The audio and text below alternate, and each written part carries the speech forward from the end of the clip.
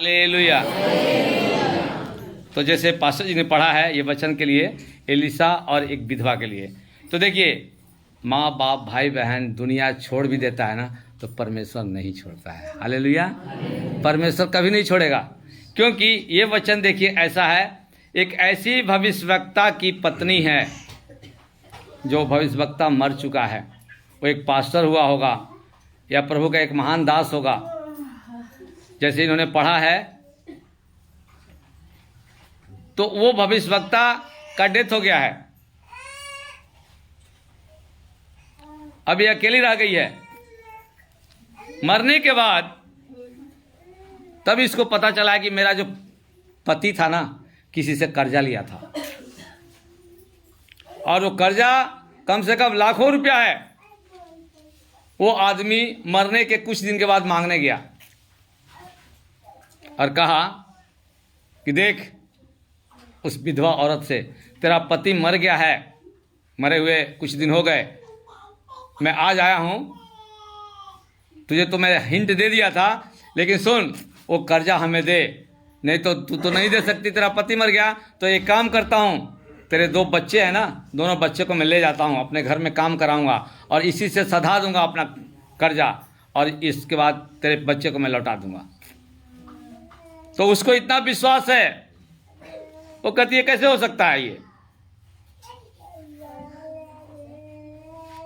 वो कहती है किससे? प्रभु से कहती है कि हे प्रभु, मेरा पति तो भय मानने वाला था, तेरा सेवा करने वाला था, अब अचानक वो तेरे पास चला गया,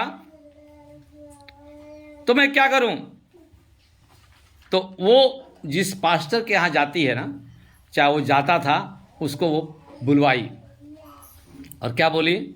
उस पास्टर से बोली है कि देख, मैं तेरे पास आता था, मेरा जो पति था, जो मेरा तेरा दास था, तेरा सेवा करता था, प्रभु की सेवा करता था, उसने कहीं से कर्जा लिया है,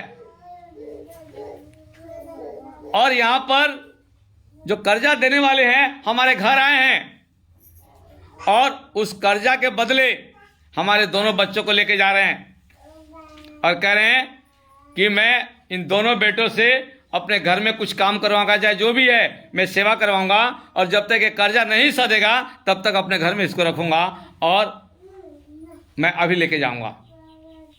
उसने कहा अभी 2-3 दिन रुको, हम डिसीजन करके बताते हैं। ये बात किसको कह रही है? किसको कह रही है?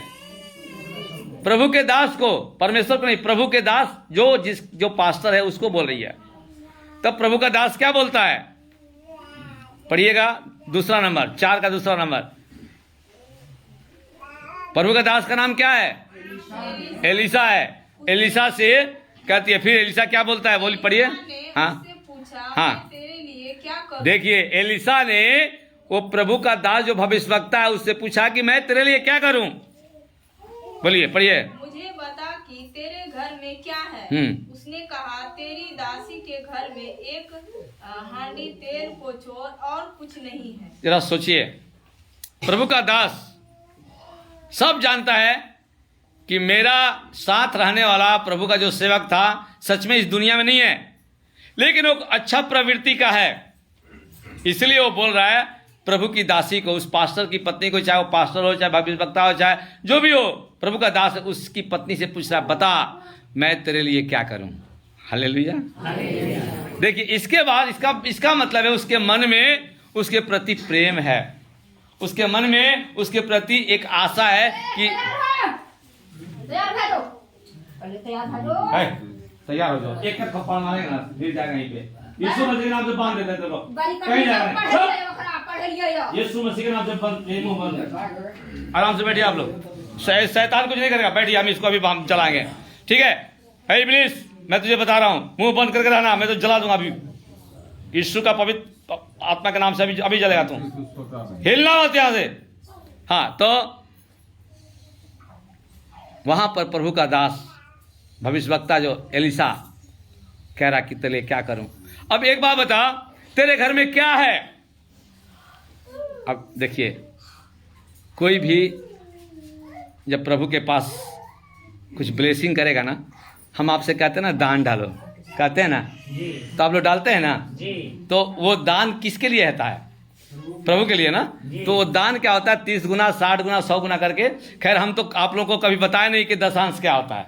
आज कई साल से हम सेवा करें, क्योंकि हम लोग मजदूर हैं, आप लोग नहीं दे सकते होता है, लेकिन अगर दीजिएगा जानिएगा तो आप ही को फला होगा। लेकिन हम जानबूझ के नहीं बताते हैं कि आप लोग कहिएगा पास्टर जी लालची हो गया है, इसलिए हम नहीं बताते, हमको दशांश नहीं चाहिए। लेकिन अगर आप सच में आगे बढ़ना चाहते हैं तो हम बताएंगे।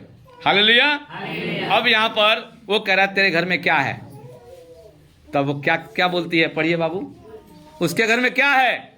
अब सुनिए, उसके पास उसने कहा तू बाहर जाकर अपने पड़ोसियों से नहीं, उसके घर में क्या है? एक हांडी तेल। हाँ, वो कहती है मेरे घर में एक हांडी तेल है।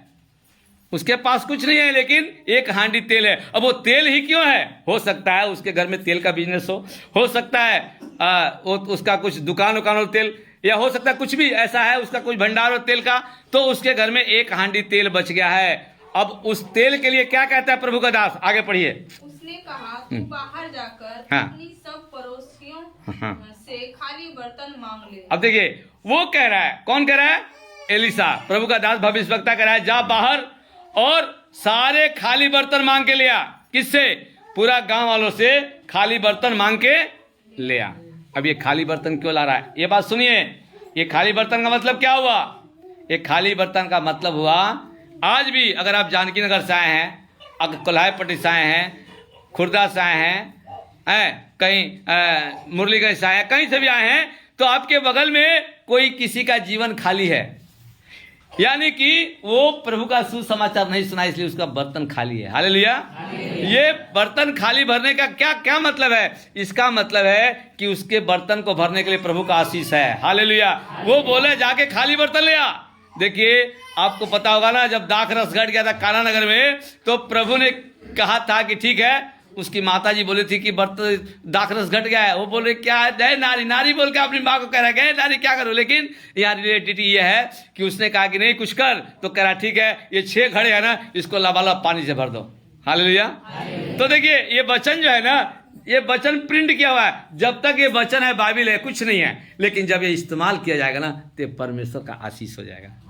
ये आपके घर में रखा होगा ना ताला लगा के, एक नहीं 10 को बाइबिल होगा, तो कोई फायदा नहीं है। जब तक आप इसको पढ़िएगा नहीं, समझिएगा नहीं, तब तक कोई। जैसे पानी भरा, यीशु मसीह ने क्या किया? पानी को छुआ, पानी को छुआ ना, और पानी को छूने के बाद जैसे दिया है, वो दाख रस बन गया, कलर बन गया।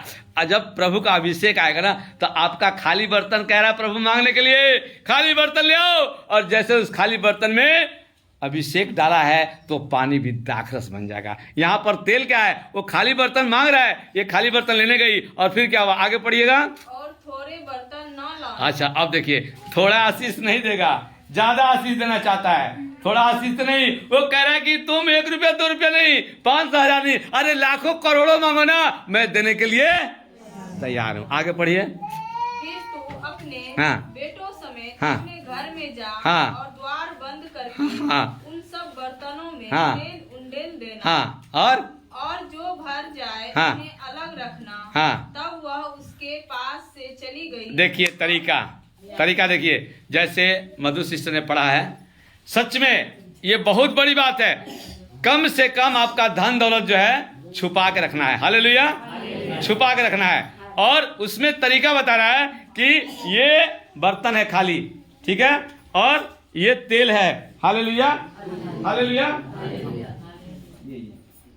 और ये तेल है। अब प्रभु ने कहा बर्तन को, खाली बर्तन को अपने रूम में ले जाओ, रूम बंद कर दो, और खाली बर्तन लेना और उसमें तेल उड़ेलना। हालेलुया। तेल उड़ेलना, जब ये भर जाए तो अलग रख देना, फिर दूसरा उठाना, वो भर जाए तो अलग रखना। इस तरह करके जितने भी बर्तन है ना, तुम भर लोगे, और उसके बाद जब बर्तन भर जाएगा तब मेरे पास आना। यहाँ पे क्या है? यहाँ पूरा गांव का लोग का लेके आ बर्तन। हो सकता है पीपा लाया होगा, बहुत सारा बड़ा बड़ा बर्तन लाया होगा, हांडा भी लाया होगा, गांव में कोई बहुत सारा वो टेंट हाउस होता है ना, उसका भी बर्तन मांग लिया होगा, क्योंकि वो पास्टर है, वो प्रभु का दास है, उसको कोई मना नहीं करेगा, क्योंकि वो जानता है कि अभिषिक्त जन है लोग। वो बहुत सारा गांव का बर्तन लाया, और वो उसके दोनों बेटों को बुलाया, और बर्तन भरता गया, वो अलग करता गया, बर्तन भरता गया, अलग करता गया। हालेलुया। हालेलुया। हाथ उठा के बोलो हालेलुया। आज क्या है? आज वो भरता गया, और सारा का सारा बर्तन भर गया, जितना बर्तन था वो भर गया। और तब जैसे कहा, उसने कहा बर्तन भर गया। बर्तन भरने के बाद क्या हुआ, वो बेटे ने कहा मम्मी अब कोई भी तेल नहीं रहा। जैसे बोला वो बर्तन रुक गया, तेल रुक गया।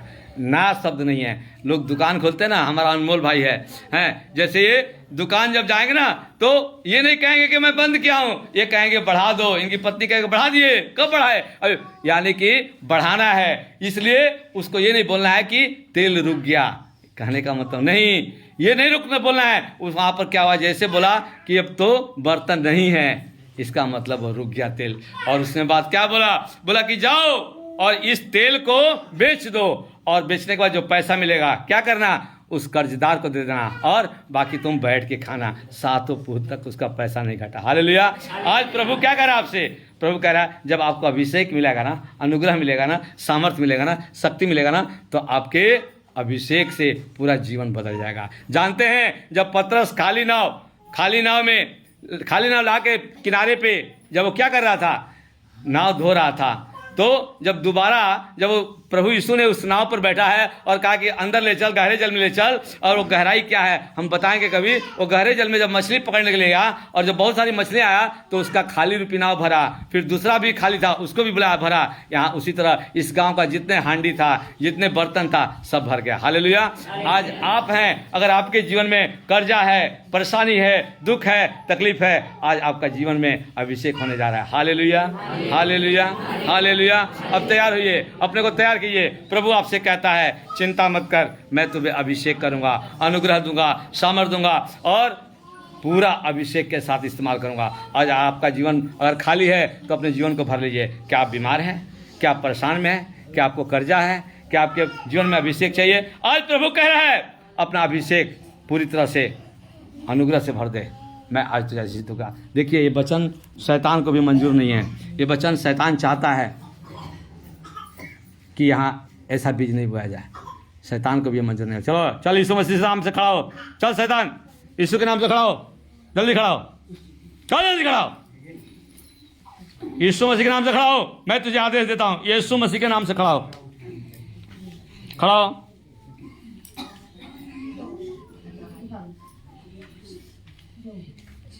क्या नाम है तेरा, नाम बता, क्या नाम है,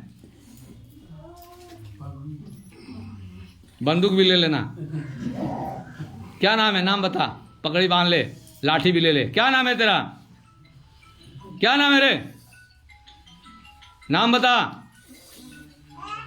जबान खोल, क्या नाम है। अच्छा अजगर है, ठीक है, ठीक है, अजगर है। सुन इधर देख, यीशु मसीह के नाम से आँख खोल, ठीक है।